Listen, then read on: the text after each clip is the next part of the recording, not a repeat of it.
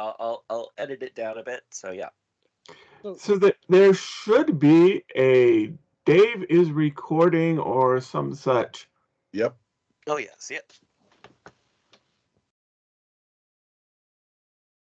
I see a thing that says stop recording.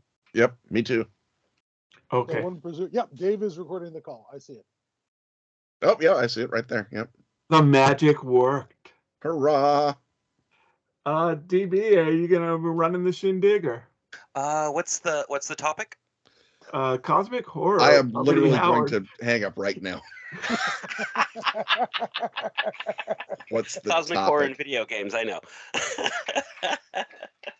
One Cosmic question. Horror and comic books. I know. Is that it? Is that the one that we're doing? No. No. It's about no DB. We lied. This is an intervention. Yes. Robert E. Howard. Okay. Okay. All right. What's the official title of it? The Cosmic Horror of Robert E. Howard. All right. All right. Okay. So, welcome everyone once again to another panel at the H.P. Lovecraft Film Festival in Cthulhu Con. This year it is David Heath, Ken Hite, and Scott Glancy in no particular order. Just, a bunch of guys talking about Robert E. Howard and the Cthulhu mythos today here. How's everyone doing? Great. Wow. Good to hear. Good to hear. And Glad to be here. Time traveling into the future to be at the festival. yeah. Not that far in the future.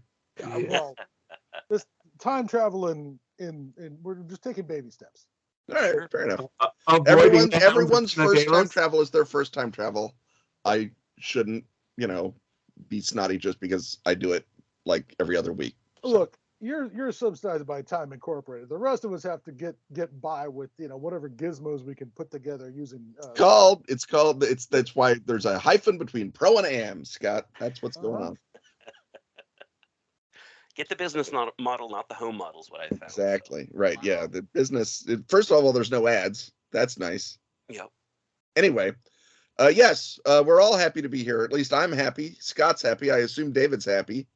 He was discoursing What earlier on his passes for happiness. happy. Right. Passes Fair enough.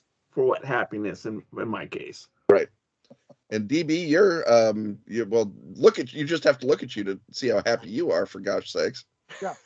It's written all over your blue face. Mm-hmm. Well, yes. I'm just so happy that I didn't have to get oral surgery today. So, all right. Hurrah! Yeah. We were wondering how the panel moderator was going to moderate after having had a piece of their jaw removed. Yep. Yeah. All right. The best panels are moderated while on Vicodin. I think we all know this. Correct. Yes. Speaking of Vicodin and bad segues, we're talking about Robert E. Howard. You often wrote about the ancient Vicodins. Oh yeah. Yes. Pause for silence. Yeah, Oh, that was not a funny I joke. think there's a fire engine going past it right now. No, that was the devil coming to collect Scott.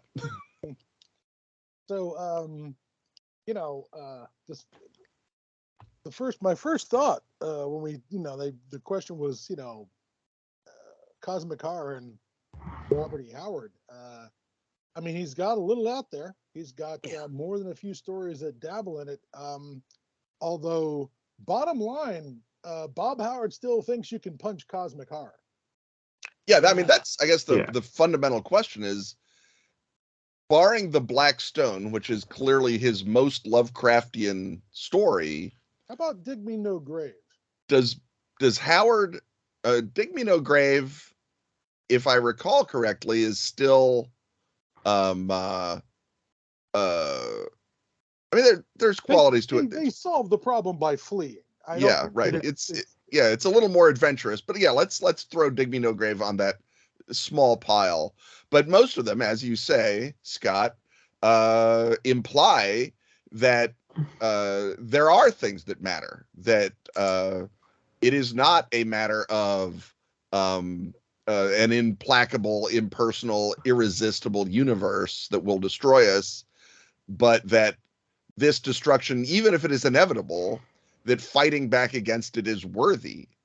And in Lovecraft, you see that to an extent, whenever Providence is threatened, right? You see it in Charles Dexter Ward. Yeah. You see it in The Shunned House. You see it in Dunwich Horror, the only Arkham story where that really happens. Do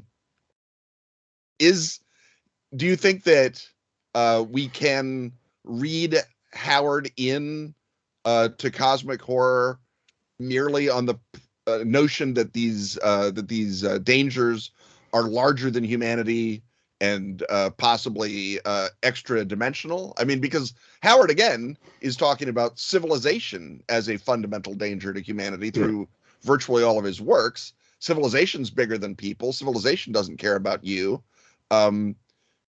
Is Howard's barbarian ethos, are we stretching the point too much if we say that's a cosmic horror? Because that, I think, is the real stumbling block when talking about Howard doing cosmic horror, because outside the one or two pastiches, he's not in sympathy with it in the way that Lovecraft is, or even in the way that even Derleth, I think, has got more cosmicity in him than Howard does.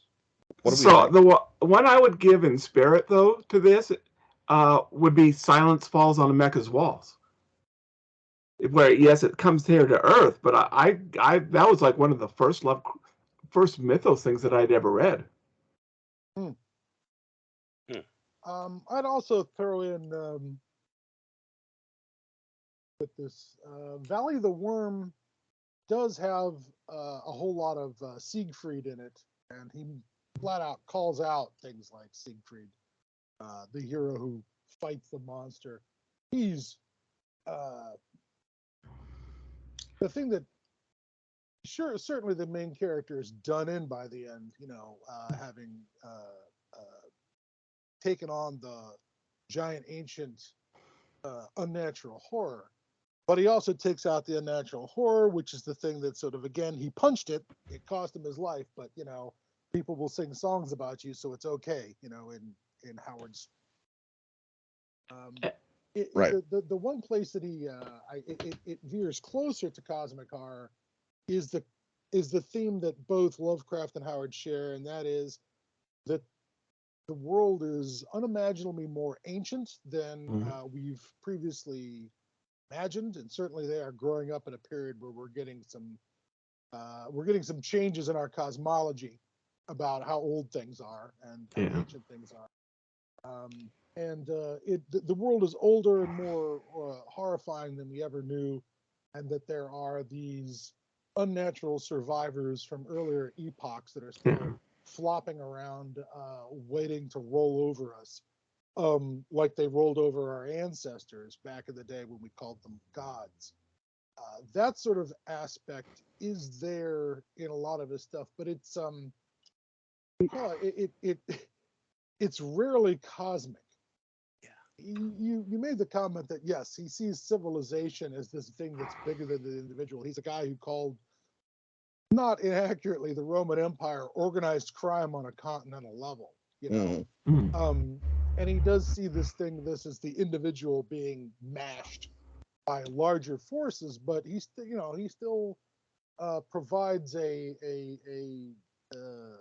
ethos where throwing a punch before they roll you over is still worth it. It's still, there's still something to that. It's still meaningful. Yeah, and I think the classic example of this is going to be found, or the difference between Howard and Lovecraft is Challenge from Beyond, where Howard basically changes the character and his personality from what Lovecraft gave him before.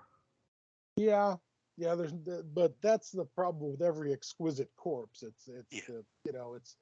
There's a lot of yes and then that's what you're stuck with. And in case maybe people who are watching this aren't familiar with the Challenge Beyond, that was a round robin writing project for, I think, was Fantasy Magazine. Fan, I think. Fantasy Fan, thank you.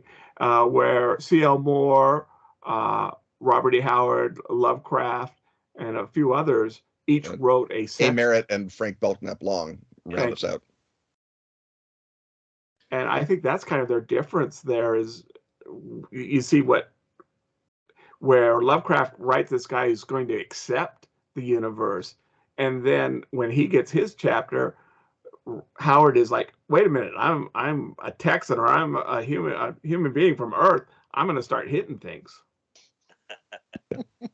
And Howard's human-souled entity, conquers the planet Yakub and overthrows its corrupt civilization, and with nothing but good old human know-how and brute force.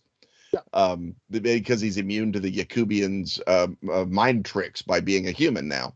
I think that if you're looking for Howard directly refuting Lovecraft, I think that's the closest you can get. But I think you can also look, interestingly, at his responses in, for example, Children of the Night, or some of these stories where you have basically the same rats in the walls type setup, where you have a ancient, corrupt belief system underlying Britain. And in Howard's case, if you have some sort of slithering alien monstrosity, it is your job to smack it, even in its reincarnated normal human form. Or in the distant past, where Bran McMorran says, I will do a deal with Cthulhu if it takes out these Romans. You use it, you fight it, you reverse it. Whereas in Rats in the Walls, literally merely discovering this truth, sends you toppling backwards through the atavistic levels of your mind, and you eat poor, Mr. Norris next to you. And so in a way, Howard is presenting the human side, and Lovecraft is presenting the alien side. For someone who is as xenophobic as Lovecraft, a lot of his characters, because Lovecraft couldn't imagine anything scarier than discovering you already had this in you, a lot of his characters are in fact the other. Whereas Howard's characters, despite Howard being vastly less xenophobic than Lovecraft, Howard's characters are always fighting the other. And you have to look long and hard, maybe to Black Canaan, or People Across the River. What is it? People Across the River? Some Across the River? The great Conan going across the Black River with the Picts, to find a sort of a sympathy for the other in Howard. That's much harder to find. Whereas in Lovecraft, he's always writing it, because to the extent his characters attract your sympathy at all, which you can argue back and forth, but Olmsted, I think, becomes a sympathetic character in Shadow over Innsmouth. Certainly, Delaporte does in Rats in the Walls.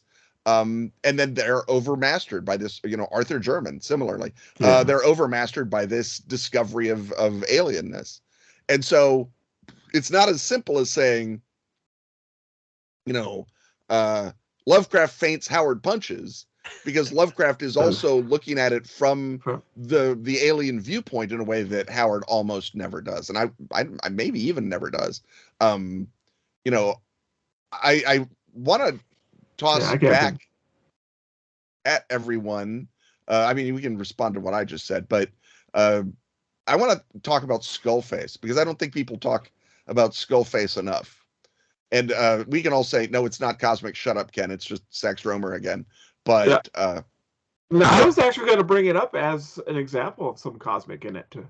Well, it's the same, but it's the same cosmic theme of the world is more ancient than we know, and there are these survivors that are going to, from a time when other things and other forces ruled this earth, that perhaps haven't quite given up on their plans for ruling the earth, despite the fact these upstart monkeys are running the show right now, and sort of although even that I think overstates Howard's embrace of deep time. Most of his ancient civilizations are maybe hundreds of thousands of years old. Yeah. Yes. And even the Velusian serpent men are down in historical time when they're introduced. Yeah. But at the same time, and Cthulhu's is and Skullface is Mhm.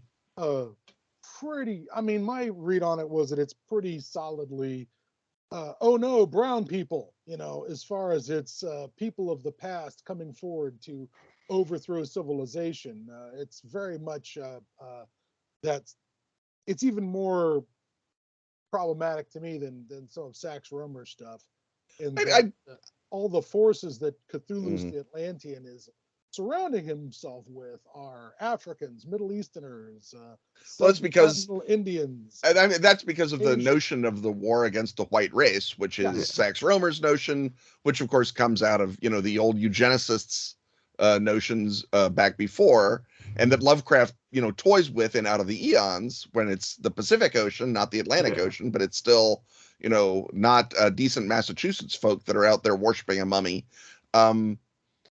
But the war against the white race trope itself gets deployed. I mean, first of all, it gets deployed by Chinese authors and Japanese authors at the time, and you also see it deployed by people like Schuyler when he writes Black Emperor about the justified rebellion of Africa against colonial Europe.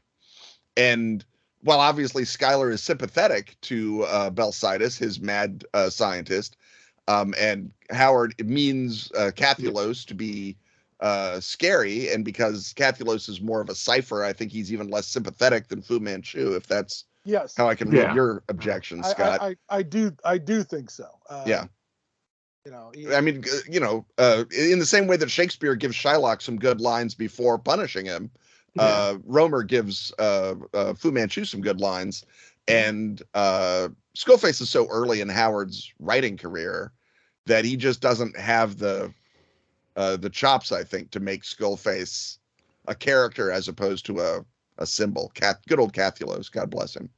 And I liked the story. I enjoyed reading it, but I was thinking, if I had written this, the good guys would have been the other people. I mean, it would have been the rebels. I'm super happy. I mean, the setup for it is fantastic. I love the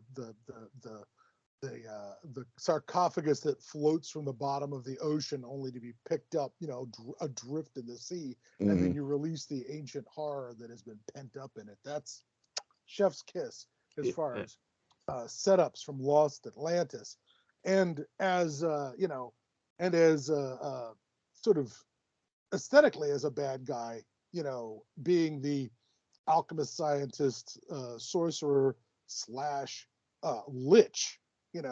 That's fantastic. These are all the things I want from a creepy mastermind villain in a pulp story. They're all great. The only cosmic things, and I hate to. It's what Ken dropped the term deep time, and that's the term I suppose we should have been using about this theme. But even Howard's deep time, you're right, isn't as deep. Yeah. Is Lovecraft's. Howard's deep time is, and it's also very terrestrial. I mean, in the Tower of the Elephant, is that there's a alien creature Exactly. Yeah. who has been imprisoned by this wizard in Zamora, and he's and has been exploited. And Conan frees him, and allows the creature to get revenge, I guess, before fucking back off to the cosmos. That entity has certain. I mean, there's certain cosmic. That's maybe the most cosmic scale story I can think of with Howard, maybe, because it involves something that is absolutely not from here in a very physical way, as opposed to maybe something from another dimension. I mean, yes, there are some ugly dimensional critters that turn up in Howard stuff, but that one, struck me as even more as maybe the most alien. I agree. Stories, despite the fact that our critter is very talky and able to converse and make itself plain to our Sumerian hero. Its origins are perhaps the most removed from mankind. Most of everything with Howard seems to be very terrestrially locked. Yeah. It doesn't. he doesn't go to a lot of other worlds, except suddenly I'm thinking of wait a minute. Am I getting, is Almuric Howard or Edgar Rice Burroughs? Almuric, there's a maybe I'm getting that. Maybe that's an Edgar Rice Burroughs. It's a planetary romance that I'm suddenly confusing with Howard. Never mind, I'll back off of that. But most of the time, Howard doesn't leave terra firma. Yeah, he did have a planetary romance, but it didn't last very long. I don't remember the name of the character. Almuric is the name of the world. I mean, I'll look that up while somebody else continues to rhapsodic about. Get really quick back to Ken, and I realize this is completely cosmetic, but isn't that how Howard and Lovecraft met? Was the people were comparing Skullface to Call of Cthulhu? And I realize it's a very surface level, but isn't that how they met? No, they met because Lovecraft cribbed the dying words of Delapore out of a story by Fiona MacLeod, and he said, I need ancient Celtic. That's ancient Celtic. I'll put it in. And then Howard wrote and he said, it's interesting that you hold to the mostly discredited theory that the Britons spoke a form of Gaelic as opposed to Brythonic, ancient Welsh. What's your justification for this? And Lovecraft copped to it because, he was generally pretty fair about admitting when he was out over his skis. But then the two of them began their sort of pen pal friendship. And I think someone had asked Howard earlier, hey, is Cathulos Lovecraft's Cthulhu? And he says, nope, I don't think so. But of course, he writes Skullface after Call of Cthulhu sees print. So the question is, did he read Call of Cthulhu and then just have that, syllable pattern banging around in his head? And I believe he said he did actually have the Strange Tales or whatever, that issue. He just didn't read it. He had that Weird Tales. I mean, he'd been reading Lovecraft, for a long time, and it was only the reprint of Rats on the Walls that made him say, finally I can, actually one of my idols, because Twitter is a state of mind, not a software. And instead of, responding, shut up, jerk, Lovecraft responded with a 10-page letter because H.P. Lovecraft. Nice. Yeah, a quick check tells me that Almuric was sold after Howard dropped dead. It turns up in Weird Tales serialized. It is a planetary romance of some sort, but that's the only time I can think of Bob getting off planet Earth. It's very much in the ERB. I'm going to put you in a machine and pull a lever and poof, you're magically on another planet. No spaceships, no rockets. Bam, you're in on another planet. Now you can have adventures. And of course there is the theory that it was actually mostly by Howard or partially by Howard, and that Otis Adelbert Klein finished it up to get a sale. And that never happened in the grand tradition of people writing their own inferior stuff and ascribing it to Robert E. Howard. Otis Klein at least, was there first, I guess. But maybe it was just Howard having an off day, or writing something uncharacteristically. There's a reason why it was unsold at the time of his death. Let's put it that way. Yeah, right. I'm always pleased by the fact that Howard would sit on these manuscripts and go, well, that didn't work. Yeah. How can I make it better? And he'd come back later and, well, maybe it's a Conan story this time, or maybe it's not a Conan story. They would always find a way to gussy up an old manuscript and go to another world. It's one of my favorite things about his professionalism, that, just because it's a bad idea this week doesn't mean I can't sell it next month. But anyways, a lot of I think we're coming to an agreement that much of Howard's so-called may have cosmic themes and deep time themes, but to embrace it as part of cosmic horror is a little difficult. Because he's sort of it never quite rises to the kind of nihilism that embraces the utter futility of the other, maybe not futility, but how about pointlessness of human existence? That we're an accident or a joke, we're here temporarily, It looks like a long time to us, but it doesn't mean anything to the cosmos. You know, he never really cashes in on this. He has some stories where the characters are absolutely at the mercy of some of this stuff, like the Blackstone, Yeah. like The thing on the roof. The thing on the roof was, yes, I was about to bring up, the thing on the roof is absolutely something that you cannot confront. You know, character chooses not to confront it. You know, there's no gunfight with whatever flies up from South America to do with our archaeologist. But even so, a lot of this feels more like you know, window dressing and aesthetic than sort of a real buy-in to human. I mean, some of it is just the fun of being friends with H.P. Lovecraft. Yeah. And some of it is that Weird Tales was buying Cthulhu fiction for a brief, beautiful window. And as you say, his professionalism was leading him to write that kind of story.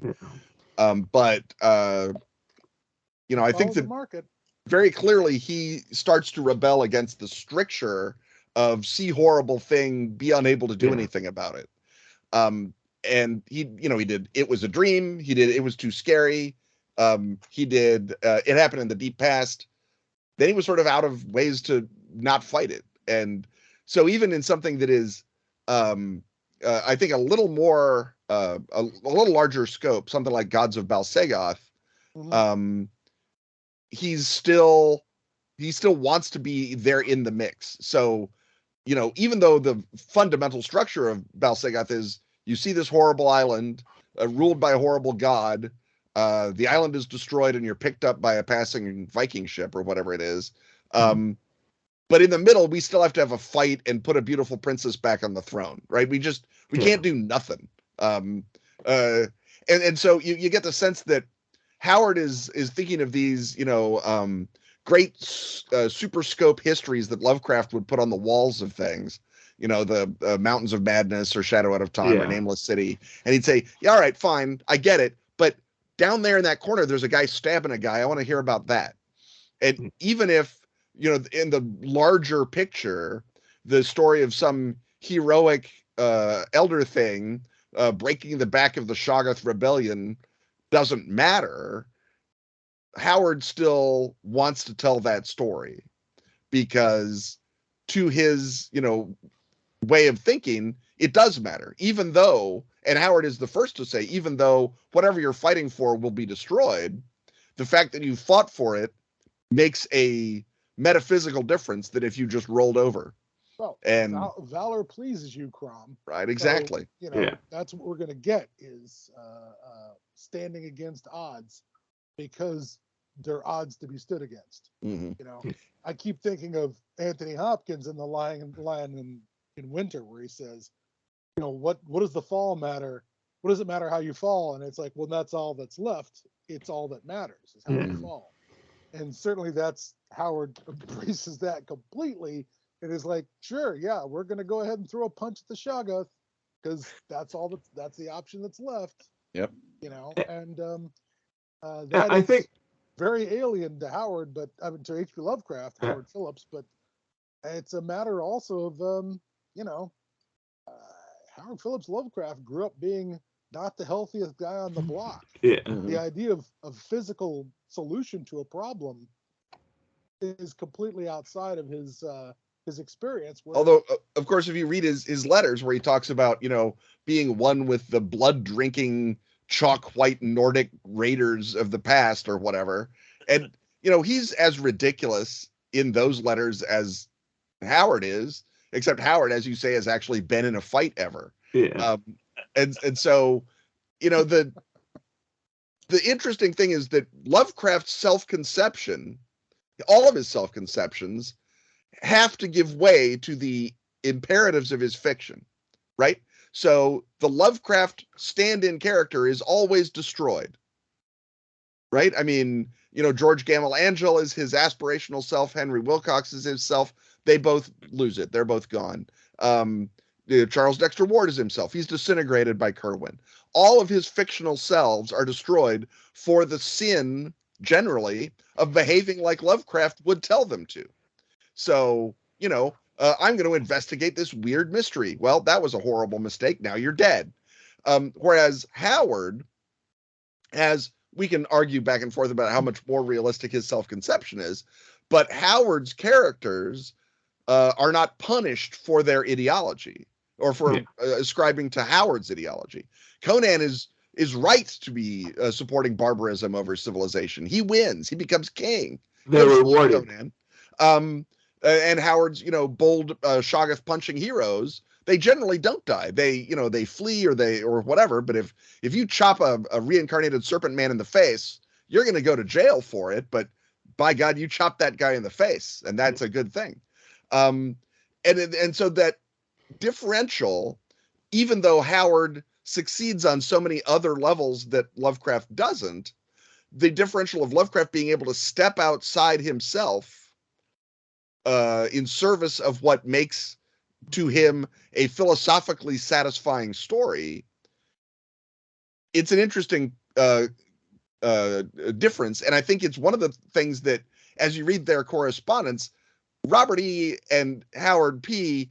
kind of get under each other's skin a little bit. I mean, they're going back and forth about civilization versus barbarism, and Howard is saying, look, we're all racist. We don't have to be super racist. That's weird. And, they've got all these differentials, and Lovecraft keeps saying the way to write fiction is about philosophy. And at some point, Howard is like, I've sold an order of magnitude more words than you have, Lovecraft. Stop telling me how to write. Right, yeah. And it sort of gets up his nose, and I think it gets up Lovecraft's nose a little bit too, that Howard is no longer the supplicant that, and he's not like he was mad at him or whatever, but I feel like there's a reason that Howard sort of put the Cthulhu mythos behind him in about a year, and then went on to write boxing stories and Oriental Adventures and all the other stuff that he could sell. Whereas Lovecraft couldn't put the Cthulhu mythos behind him. He'd try to write more accessible works, and they would just die on the vine, because for him it was impossible to not write something that I don't want to say challenged, but in many ways, stood against his self-conception and defeated it and was bigger than him. And Howard, because he was larger than life in certainly in his affect, I think that his fictions never really exceeded Howard in that way. And it's not to say that Howard is a worse writer than Lovecraft, because that's clearly the Gustavus. But I think that the project of the two of them is interesting when you compare it, and the way that Lovecraft's characters die for agreeing with Lovecraft, and Howard's characters, win valor by agreeing with Howard. Yeah. And I think a really good, even when they die in the end, there's right. There's different ways of defining your win. With Howard, and getting killed is not part of the problem. That's not losing. Surrendering, giving up, accepting. Well, I got Superman blood. I guess I better start worshiping Yig, or helping overthrow humanity. What with my Superman blood? That doesn't work with Howard's characters. I mean, one of the best parts of Skullface I like is the fact that our protagonist starts off as one of the evil masterminds, mooks. Yeah. That is a great entry into the story, is that he has surrendered to this greater force and devoted himself to it. Has become a slave, I guess, in some sense. And the barbarian won't permit that. The barbarian always sets fire to their owner's house and leaves. Is happy to leave in its loincloth and sandals rather than whatever finery that they had when they were a slave, to either an individual master or to civilization. Better to track off into the wilderness than to have to put on pants every morning and go to an office job. That's that's throughout the writings. They have not gotten all the way through the Lovecraft Howard letters, but there are some choice. Howard has some choice words for civilization and what Lovecraft imagines civilization to be. Especially one of my favorites on the topic of the police, when Howard talks about what are the police for, versus what H.P. Lovecraft thinks they are for. It's clear that Howard has a better conception of, yeah, they're there to protect stuff and money. So that's it. If you don't have those things, you're not on the protect and serve list. It's far. I mean, obviously the individual. I mean, obviously, the Howard's more individualistic Yeah. than Lovecraft, and finds value in the individual. Where Lovecraft, perhaps because he's got maybe a better sense of perspective, or at least his perspective is cosmic. He's like, individual. What does that do? That's it. The individual has absolutely no effect on that kind of scale. That, and I think seeing into that is also the fact that Howard is this incredible creator of characters. And I think that's one of the reasons why he focuses on this, because he writes such great characters. Yeah, I mean, I don't completely buy into the Howard just wrote one character and put him in all these different situations. No, I don't either. I don't either. But I think that Lovecraft, it's almost like he would love to tell a story without characters, I think.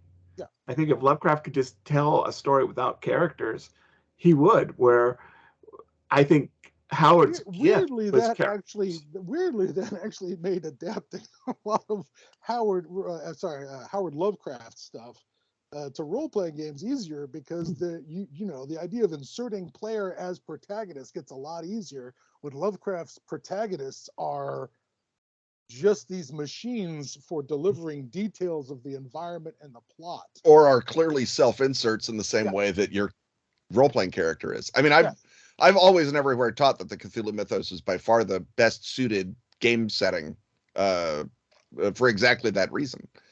Whereas if you play in the Hyborian era, you always know, well, I can screw around here, but eventually, I mean, Conan's the real guy. Yeah, Conan's the important one. If I run across Conan and there's a tug of war over a jewel we're both stealing, I'm going to lose. I don't want to lose to Conan. Whereas, I mean, even Randolph Carter doesn't have that effect in the Lovecraft universe. No. It isn't a thing. And there's a wild disparity there, given that they're both writing for the same market, given that they're for a while doing the same sort of thing. And I do think that Howard's characters are, leagues better than Lovecraft's, or leagues more real than Lovecraft's, leagues more human. I don't know that I would say character is his great strength. I think his great strength is incident and action. And I think that, if you can write, 2 boxing matches and they're both interesting and they're different, you are doing more than most people can do. And Howard wrote dozens of boxing matches, all different, all interesting. Just the Steve Costigan ones, not all the rest, but just the Steve Costigan ones. I was shocked that he could manage to make another boxing match interesting. Yeah, it's and that I think is, and to some extent, David, you're right that part of that is because we care about the characters involved, or at least one of the characters involved in the fight. But I think another part of it is he just makes the fight vastly more interesting, in the same way that Lovecraft is able to make the sort of travelogue part of his stories amazingly interesting. And it's why we're still consumed with, which one is Kingsport and where is it? And is that street the same? In a way that, I mean, I don't think Faulkner people are like going back and forth in Mississippi arguing about which county is Yaknatapafa, right? Neshoba. Yeah, but thank you. I lived in Neshoba County for 6 months. Yeah, but I feel like that ability that Howard has with incident and action is part of why he privileges acting as a moral stance, because he believes it's important and therefore he's good at describing it. Is maybe, I don't know which way the causality runs, but I think that, when you say that the action is the important thing, Scott, not the outcome, I think you have absolutely keyed in on what Howard thought, and it's why he wrote the way that he wrote and what he wrote. And to some extent, yes, you can tell Cull from Bran from Conan, but to another extent, I think what we remember more is, what they do, their arcs, than themselves, in a way. the biting the throat out of the vulture. vulture in a witch shall be born. I'm not sure what else happened in A Witch Shall Be Born, but I remember that. Yeah.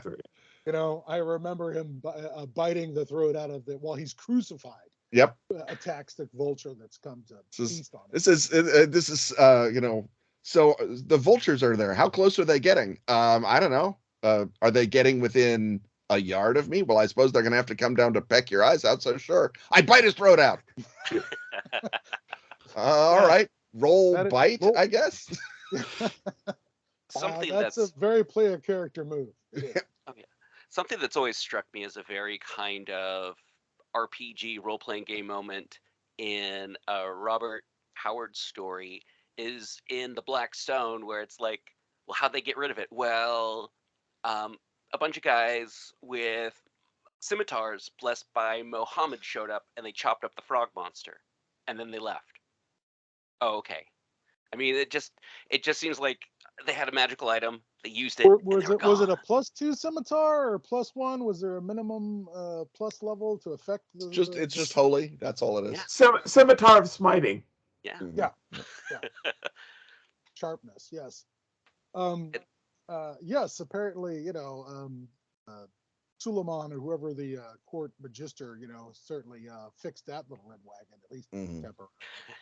Yeah, and again, this is an example, I guess, of what we were talking about. We opened this whole bit by saying, all right, yes, Blackstone is clearly a Lovecraftian story. We have a poetic self-insert who's sort of a weak-kneed sissy, and he goes to find this magic Blackstone after doing a lot of research in a crumbly old book, and then he falls asleep, and he dreams a horrible dream, and he wakes up, and he's crazy after that. And it's like, that's a Lovecraft story. Right, nailed it. But, of course, as you point out, DB, in the story, in the dream, there's still got to be a sword fight. Oh, yeah. Right? We don't just see an alien. We don't just see, a shining trapezohedron being, reverenced by serpent men. Nope. We see a frickin' sword fight and a lady tied to an altar and all kinds of cool stuff. Incident, as I said.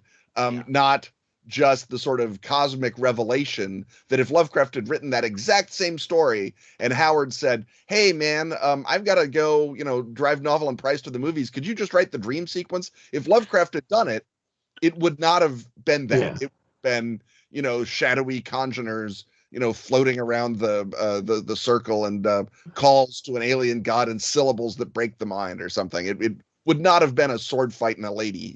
None of that would have happened. Yeah. But I think that he, in some ways, saw this as Lovecraftian because he used Arkham Sanitarium. Yeah. That's the first place Arkham Sanitarium appears. So he may have been trying to get his friend to like him, but I think maybe subconsciously he saw this as part of Lovecraft's greater world. No, he absolutely saw it as Lovecraft's part of Lovecraft's greater work. I don't think there's any doubt. I mean, he is the first author to use, I think is it Cthulhu? It's Cthulhu and something else in a story besides Lovecraft. I mean, he is, Frank Belknap-Long does the Space Eaters, but that's the Necronomicon. It doesn't have any of the other magic names in it. I think there may be a Ia in there, but Howard is the first guy who says, your God, my story, let's make it happen. And is I'm suddenly blanking. Is Cthulhu name dropped in the Black Stone or the thing on the roof? Which one is it? Well, let me look it up. And while we're on the topic of Ia, you said there may be an Ia in there. Does anyone have any etymology on where the phrase Ia shows up? Because at some point in the speaking of pulpy things that are way too tinged with white supremacy, the 36 film Mask of Fu Manchu has Myrna Loy as Fu Manchu's daughter belting out Ia during a sequence in the film, and I'm like, did Ia make it to film, or is this something that Lovecraft looked at from someplace else? Because I generally want to know. Have not been able to find anything that has told me. It is Well, except the thing for cultists to belt out when they're super excited. And Mm. again, it was a little strange to see Myrna Loy do it Yeah. in Mask of Fu Manchu. Anybody? As far as I was able to tell, Ea is Lovecraft's coinage. I've never seen it before him. And he takes it from a Latin exclamation EO, which appears in Ovid and lots of other places, and from Evoe, which is in Greek poetry, amongst them the Bacchantes, the Bacchae, and other plays. And he takes, I think, the umlaut from Evoe and swaps A in for I and makes it Ea. Now, there is also a possibility that he ran across IAO, Iao, as a magical exclamation, which appears in an Arthur Machen story that Lovecraft, I don't know that he read, in Chronicle of Clemendi. And that Machen got from the Golden Dawn. So the possibility, in my mental canon, he took Iao from Machen, Evoy with the umlaut from the Bacchae from Euripides, and Io from Ovid, and he's like, what's the secret noise that's under all those three things? And he made up Ea. Now, I have, if someone turns up some, Oliver Onion story with Ea in it, I'm willing to say, well, look, I was wrong. Yeah. But I haven't seen it. And I think Lovecraft did it. And there's not subtitles in Mask of Fu Manchu or whatever. So Myrna Loy's not, putting the umlaut in. She's not drawing it on a chalkboard, I assume. No. So it might be something like, they're trying to do Eal and she's not pronouncing it. Or, Lovecraft was EIing all over the place in the 20s and 30s. Yeah. The scriptwriter could have said, that sounds creepy. Let's have her shout that. Yeah. It's an odd moment. I've never quite been able to suss out. Yeah, and I suppose I could engage the Yep. The Children of the Night, by the way, is the first published story that includes Cthulhu and also Yog-Sothoth for a bonus, not by Lovecraft. Okay. So. Sure. Next question. Yeah. DB, what's the next question? I'm all out of quarters right now. Hold on. All right. I don't know, Dave. Did you have any other questions or any points of talking about that you wanted to cover? No, I just, I see these two people in a lot of ways, I think, completely different, and that we get more from two different perspectives than just say one, if that makes sense. Are you talking about Scott and me or Robert E. Howard and H.P. Lovecraft? Yes. Yes. No. Okay. So which one of you is Howard? Which one? Well, I think Scott is the one who can win a fight, so I'm pretty sure that Scott must be Howard. You did suggest that if your wife was planning to do you in, you would just kind of sigh, and accept your fate. So that does sound a bit like, I guess I'm a deep one now. I guess so. What are you gonna do? Gonna dive in and swim down to Yanathla and live in wandering glory forever? I guess. Whatever. Eat my fat buddy. Yes. Yeah. But no, I appreciate sort of both perspectives from both of you, but also from both of the writers. And then if this makes no sense, it makes it more three-dimensional to me. Yeah. And I don't know that you get to see a depth and a perception that you wouldn't see with just one eye. Now that I sort of wonder if we have any instances in Lovecraft stories where somebody takes the Howard approach, I'm going to punch it, and comes to naught. And the only thing I can think of are those 10 state cops who go wandering off into Dunwich armed to the teeth, and nobody finds anything except their cars. I was gonna say Shadow over Innsmouth, when he tries to escape out. I mean, he's not fighting, but he's trying to run away. Yeah, the escape scene. Yeah. Well, I mean, the specific fighting but losing. I mean, I don't know to what extent you want to say the sailors on REH fought. when Cthulhu grabbed them. Yeah. They do. I mean, certainly, they take out the cultists, and then Elihu Whipple fights against the thing in the shunned house and loses. He gets sucked into a vampire cloud.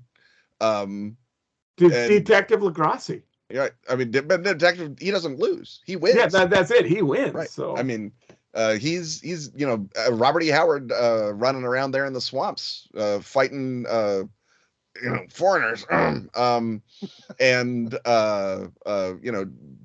keeping it real.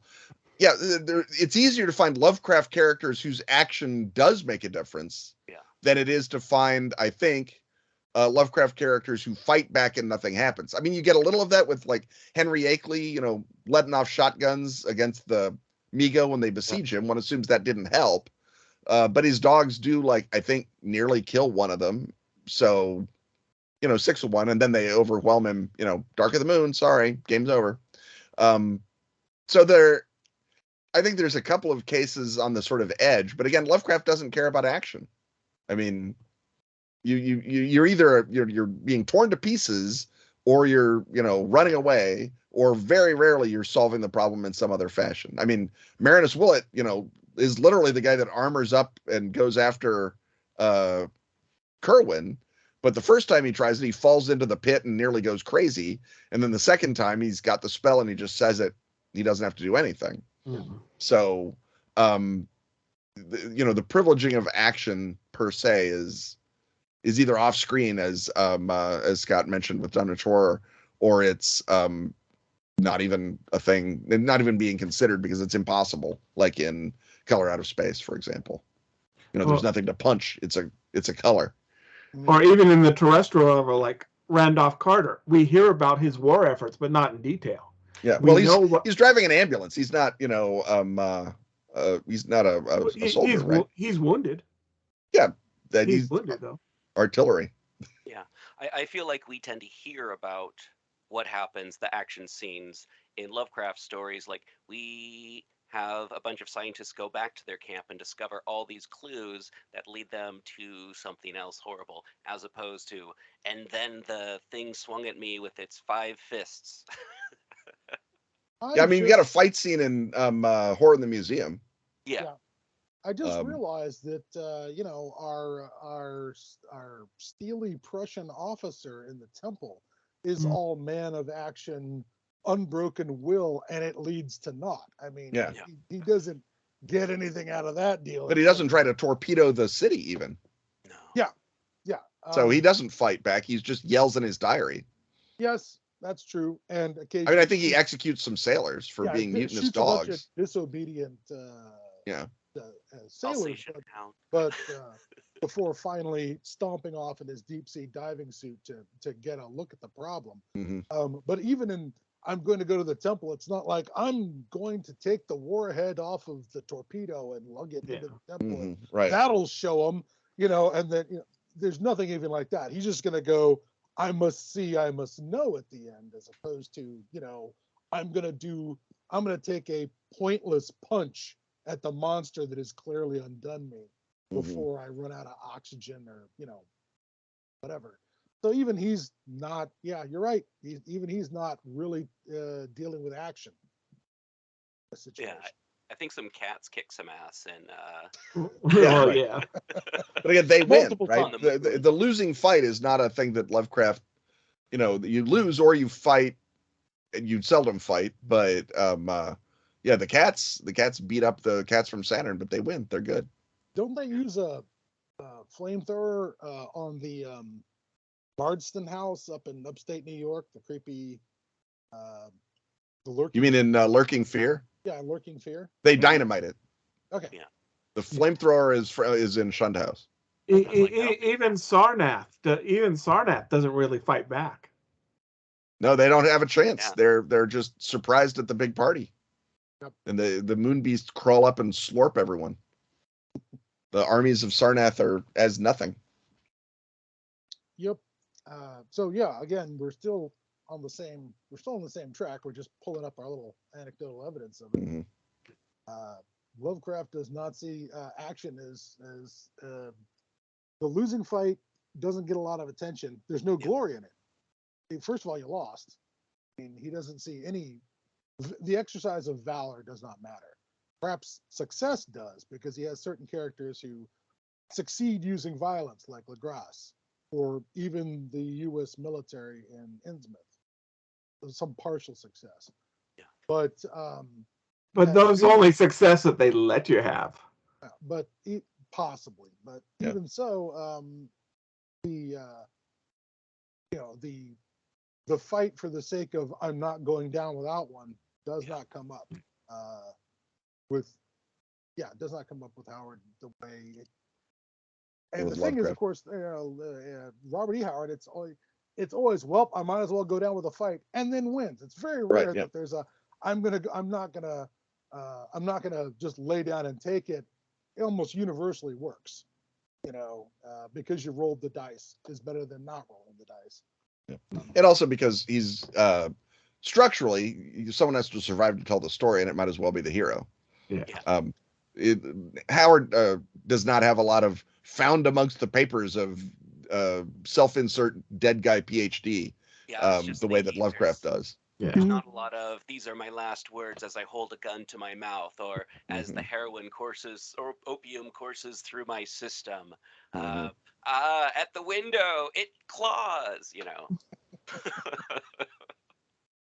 Perhaps he was giving dictation as the monster ate him. Right. Yep. Like Vanderheil, like taking notes in his diary as he's being dragged into the cellar. So I did realize something right now at the end, because I always think of things at the end. We have not introduced ourselves. So maybe instead of credits, it's just people that maybe don't recognize us, like my family. Hello, hi, it's me. They're looking at the same video that I'm looking at. There's our names at least on the screen. Yeah, so maybe would you guys like to maybe share anything with that you're working on or projects that you have? That's a good plan. As Ken looks at the mountain of teetering research threatening to. Yep. I'm Kenneth Hite. I'm a tabletop role-playing game designer. I designed the game Trail of Cthulhu. I'm working eventually on a Hyperborean supplement for Swords of the Serpentine, the new Gumshoe Swords and Sorcery book based on the Hyperborean tales of Clark Ashton Smith, our own best buddy. Most recently, I'm the author of Tour to Lovecraft: The Destinations, the second volume in my Tour to Lovecraft series.